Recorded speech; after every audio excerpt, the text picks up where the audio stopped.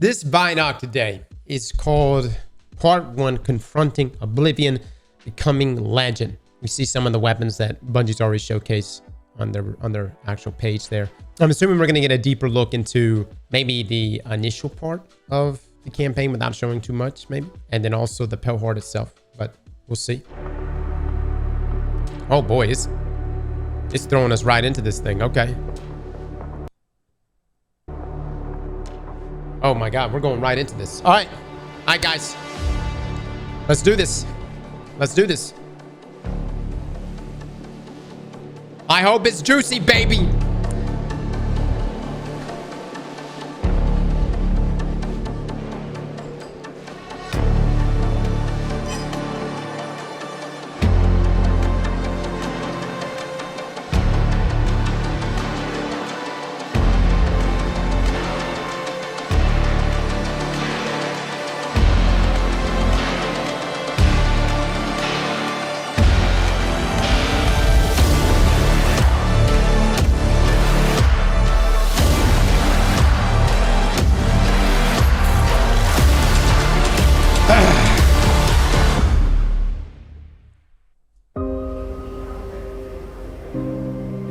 Tyson, take one marker.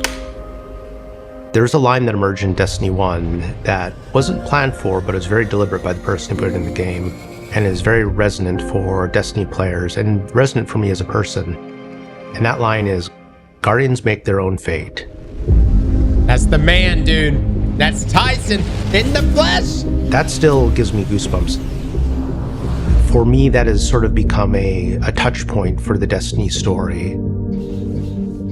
Again and again, external forces come and try to impose a fate upon you and humanity. And again, you show them that they can't do that. We make our own fate. That's not just a powerful theme of Destiny, it's also a powerful theme for us as people, as both developers and as humanity. We make our own fate.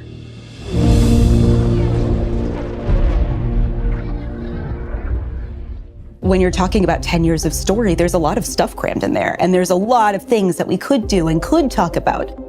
But as storytellers, the hardest part isn't coming up with the ideas, it's knowing which ones are the important ones.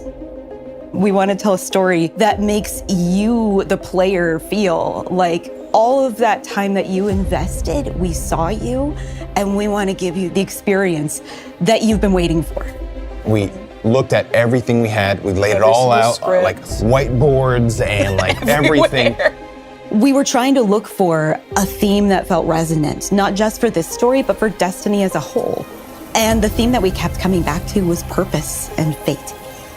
And that's what this story is about, not just for ourselves as the player, but also for our characters. I used to think I'd give anything to bring you back. I cried quite a few times doing those scripts because I treated it with the love of a fan. Every time I opened a script, I was like, what would I want to see? What would I want to hear? You get to see their emotional journey, the struggle of how do we defeat the Witness?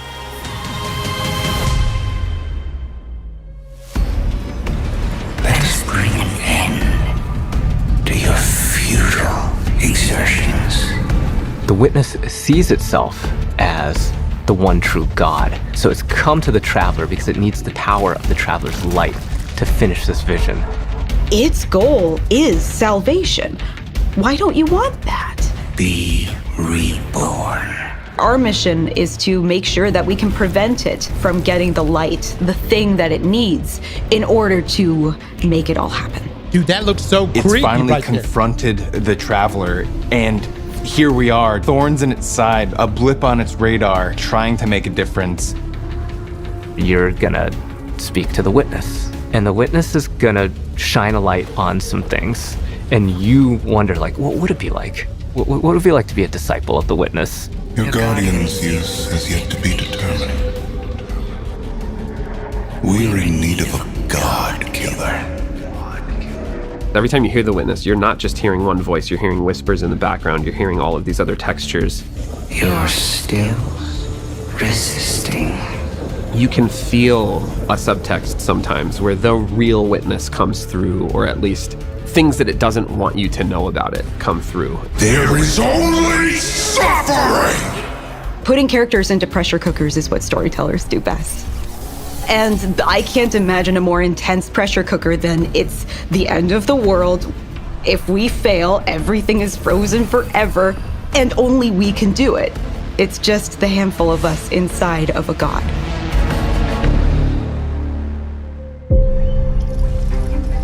There were a couple of themes that we had when we started on the Pale Heart. The two main ones that I remember were surreal and shattered to spire. Seeing how they put a tiny little guardian at the beginning of this vast journey that's spreading out in front of you really put into perspective the scale that we needed to hit in order to make the Pale Heart look and feel dangerous and ambitious and vast. When we were thinking of surreal things, it was a bit of a challenge, because how do you make something surreal? For me, is putting familiar things out of context. What is the thing when you turn the corner that you are not expecting? So that's when we play with scale, we play with unexpected things, repetition. There's this awesome piece of concept art that is like this massive ghost in the horizon, and you just like go over there and it's just like broken down in the middle, and it's just weird in a way that is unsettling but at the same time feels very visceral. Another one that we used was body parts, and it sounds a bit strange because we didn't want to do body horror. So I was taking screenshots from the game and just trying to find silhouettes and things that would look surreal. And I started replacing all the trees with hands. So all the limbs was made out of fingers coming out. That's way creepier. Eyes were on the floor. And I do remember our direction was like that. Like more hands. Are there hands holding up the freeway in which we were born? Yes. You'll recognize it instantly, and then almost as quickly, you'll realize you've never been here before. I definitely feel like there's some aspects of the Pale Heart where like, this is freaking weird and scary. I want to take that risk. I want to push a little bit of what expectations of a destination can be, and I hope that players love that. As players progress, they get to see more influence of the Witness, not just on the Traveler, but also on the races that it's interacted with that we've seen so far.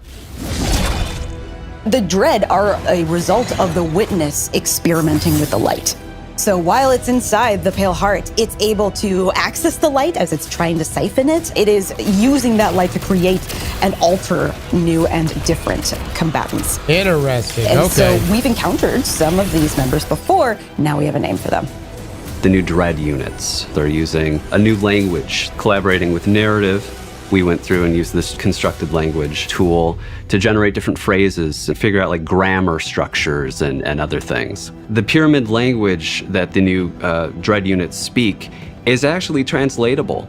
So players, if they're really interested in figuring out what the pyramid units are saying, could decipher these. Kos yen itget, baktoku vakad.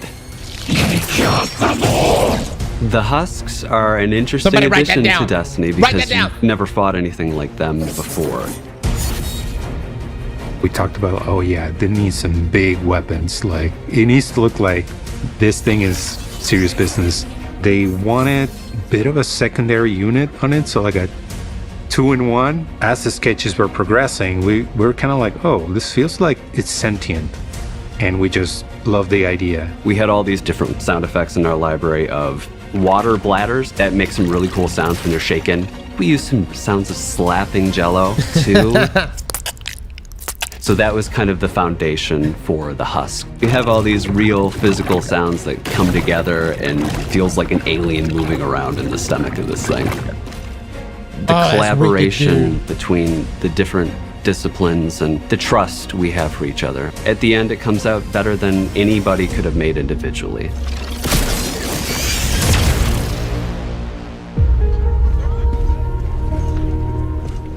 There's a moment where you realize, looking at the final shape, that it's not just a story about the Guardian's journey. It's also kind of the story of Destiny's journey.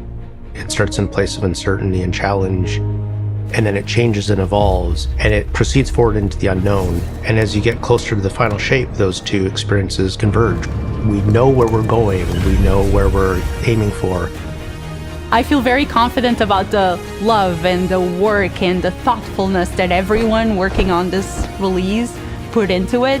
And I think it's inevitable that when people start going in and experiencing all these different things that make up this expansion, I think they're gonna see it. I won't lose another soldier in this war. God, dude, Keith is gonna kill it, man.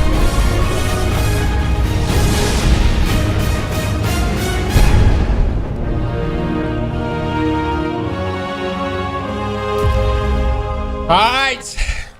I think that's it. I think that's it. Dude, they're going for like a creepier vibe. By the way, Keith sounds so good as Zavala. Let me just back up real quick. First up, the reason why this is a big deal. This is the first time, I think this is the first time we've had a face-to-face with Tyson Green, the new Destiny 2 game director. I really like just the tone of this, man. You know, it hits like an emotional tone here at the beginning, and like with Tyson talking about, you know, our journey in Destiny and how we've gotten to this point. Let me just say, so Lance, he passed away last year, and we had no idea how they were going to deal with Zavala. Zavala is a pivotal piece in this story, and we didn't know that there was going to be AI version of Zavala and with Lance's voice. We didn't know if they were going to just put Zavala in his office and leave them there together. But Keith right now, who you've seen probably in a lot, I mean, I think of the cat from Coraline, but he's been in a lot of different things. He sounds really, really good as Zavala.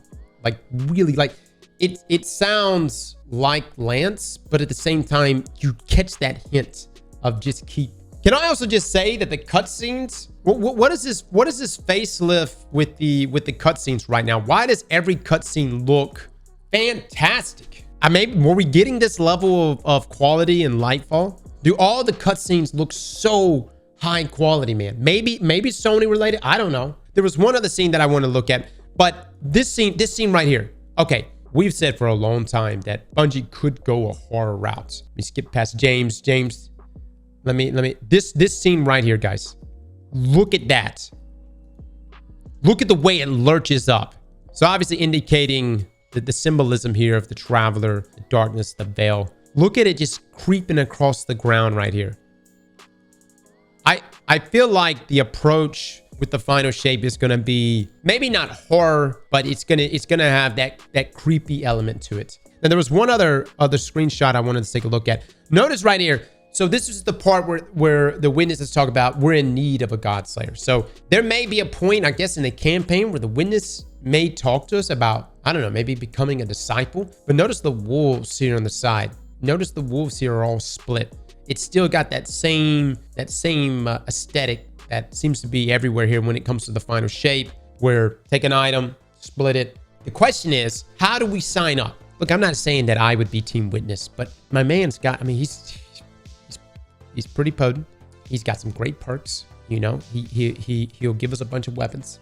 Dude, these hands, the aesthetic here of the hands everywhere is wild. Look at this scene right here. It shows normal trees, which I mean, I guess have a creepy vibe to them, maybe. But are they as creepy as that? Right? Look at the hands. Look at this right here. How symbolic is this? It's showing this bridge, which looks to be like, hold on, let me listen to what they said right here one more time. Like more hands. Are there hands holding up the freeway in which we were born? That statement right there, are there hands that are holding up the freeway in which we were born? Guys, is this the same freeway in which our ghosts first found us? How symbolic is that though? Oh, okay, here it is. Again, we were looking at the pink stuff. There's our guardian. Loading in with a team of 3. All right, this has to, yeah, I'm going to assume this has to be through the pink butthole. All right, guys, that was a great Vidoc, man. I'm excited. I'm pumped. If I had to nominate one scene from this entire thing that was the coolest, it was this scene over, where's it at?